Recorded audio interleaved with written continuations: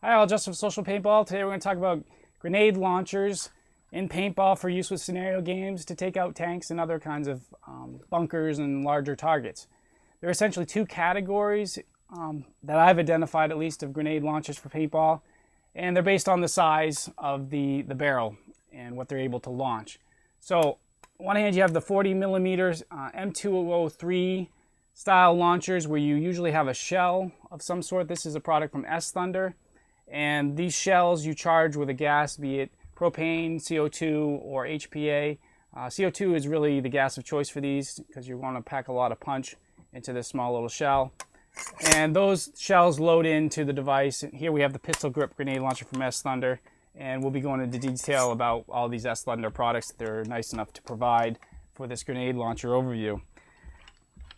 Another kind of thing to think about is with the M203 styles, you also have the option of using S-Thunder shells with the Airsoft M203 real mil-sim products. So you might have one that looks exactly like a grenade launcher like on this marker, and you can use those same shells in those mil-sim launchers and load them in and launch devices right from underneath your marker. It looks really badass and it's kind of cool.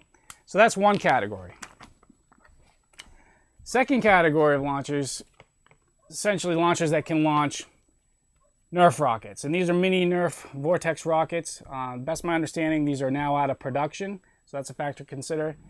And essentially you need to have a barrel that is 2 inches in diameter to fit in the Nerf rockets. There are only a few, there's only one product that I know of on the market that's regulated and is approved for use in Viper scenarios and probably some others as well. And that's the Metadyne Havoc launcher. So if you want to use Nerf rockets, quite often you'll have to get a Havoc launcher. It's around $350, $350 for a Havoc launcher. Or if the rules allow, you might build your own launcher and put a regulator on it. This one just goes straight from the tank, which is regulated into the pipe. So it's more of a air cannon and is not regulated, but this is what I have to work with. So those are the two types of grenade launchers, and I'm going to go over the S-Thunder products in detail, as well as some different ammo options and kind of where I see things headed and what I think should really happen with launchers to make it more of a fair game for tanks and such in paintball. So we'll go ahead and go in detail on these products and go and have some fun launching some things so you can get a sense of the distance, and I'll tell you what I think. So let's take a look. Inside here, nicely packed, is the launcher. Hollowed that out, kind of keep the weight down. It's composite plastic. And here you have the breech release. So with the S-Thunder grenade, you would have it charged, drop it in. Okay, got the safety on now. And then you take the safety off and you'd pull the trigger and it'd trigger the device. And with this composite frame, this is probably one of the lightest launchers out there. And so 10.3 ounces is your total weight on that. And you could imagine how much easier that would be to cart around with you all day in a scenario game. Okay, here we have all 4 shell types that were provided to Social Paintball for review. With the grenade shockers, again, you've got a reservoir there that you can fill with different materials that you want to shoot out, be it airsoft BBs. Here we have 43 caliber paintballs. So you would fill that right up.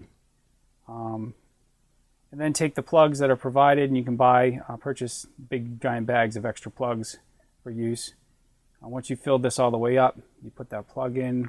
The foam ball grenade, same process. Basically stuff that ball in there all the way, charge it up. Same easy, universal kind of setup for S-Thunder on all their products. So go ahead and charge that. Once that's charged, it's ready to go. So you just have various capacities here where you might put multiple balls into the longer shell. You could put 3 or 4 in there and you'll have a higher volume to shoot out. Same with the shocker adapters. Here you can see the length of the various shells. We range from about 4.5 inches up to 7 inches for the longest shell. You already have seen the foam ball grenades, which have their own special shell that S-Thunder has. So that's one idea. You could have the foam ball grenades in there and they'd be loaded in. They'd shoot foam balls. But the most common question I get is, can I use Nerf rockets with this device? And so let's just look at what that would entail real quick. The Nerf rockets themselves, you can see how long they are. Okay, so already we kind of have an issue. 40 millimeter size is actually 1.5 inches. It's not 2 inch. The Nerf rockets, basically you've got 2 inches that you need in order to have them fit. So a lot of folks, when they use the M203 kinds of devices, they'll trim those fins down. Some rules allow for a certain amount of trimming, and then they'll stuff the rocket in. And that would scare me actually, but for different reasons. So you can see with the 40 millimeter size, yeah, it's got an interesting look to it, and isn't really made for the Nerf rockets, although you can use them. There are other companies out there that make products such as 40 millimeter foam shells, and just put that in there and then basically stuff your charged shell behind that. And you can see that would work fine. It's on safety right now. Okay. So you can get some foam shells for that. I think they sell them in 5 packs. So hopefully that helps you all with some other ideas other than what you can already load into the actual grenade shocker housing here.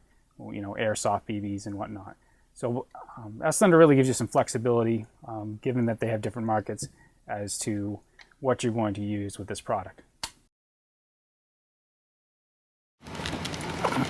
Big man on campus. All right. Friendly day of guns. All right, so here we are. You can see I've got a whole football field to play with here with these launchers. Just don't try this at home. Make sure you get permission. I did get permission from Campus PD, as well as from the sports complex, and reserved this field. So everything's safe here. Everything's cool. Don't want you guys going out to school with any of your launchers, all right? So let's go ahead and try these out. Okay, we got my air cannon here. Got a Nerf rocket. Let's see what the range is on the shot. So with the Nerf rocket, you're gonna have to have something to tap it down in there with. I'm using HPA. And we'll go ahead and gas up the chamber, and let's see how far she shoots.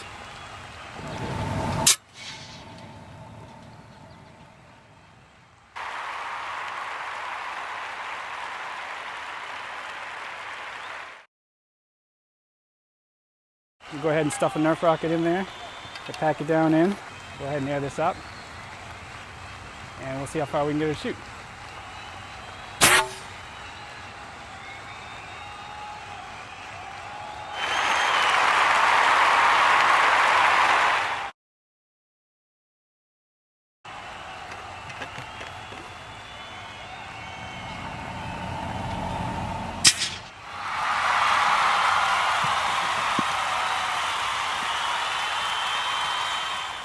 Oh! Okay, so now we got the S-Thunder cartridge here. I'm going to charge it with some CO2 at the top. Now it's charged. Go ahead and take the foam ball grenade. Let's see what the range is on that. Stuff that in the end. And we'll load it into the launcher. Make sure safety's on. And fire.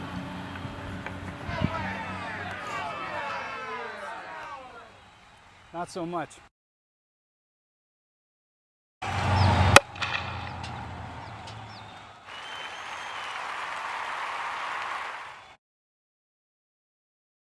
All right, let's go to the big guns. And we got a foam ball grenade in here, so we'll load her up. Let's test her out.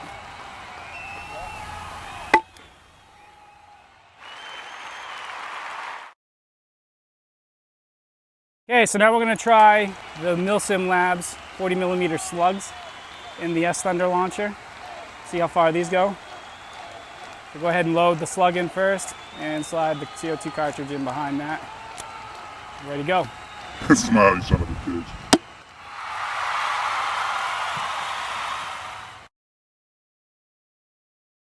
First shot wasn't too bad. Let's try another one.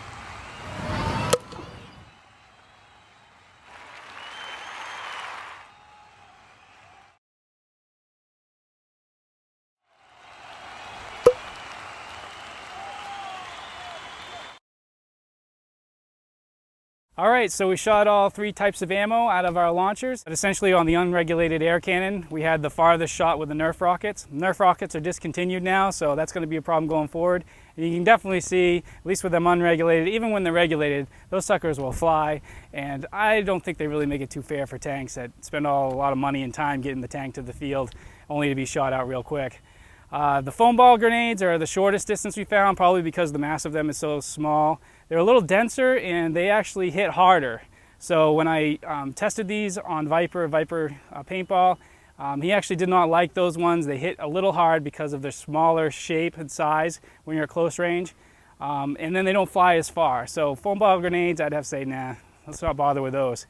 The good happy medium is the foam slug that Milsim Labs makes. It's 40 millimeter, fits in the M203, which you can pick up cheap on airsoft sites for under $100, compared to the Metadyne launcher, which is the only launcher that is regulated that will shoot the Nerf rockets, which is around $300 at least. We're looking at a significant price cut. Go ahead and go with the M203 with those foam slugs. I shot Viper with those. He likes those. He's thinking about approving them for play. And I think with the range and the way that they tumble, it'll be softer hits. They'll make the game more competitive and allow tanks to really have more fun at the game as well as the players. Thanks for tuning in. Take care.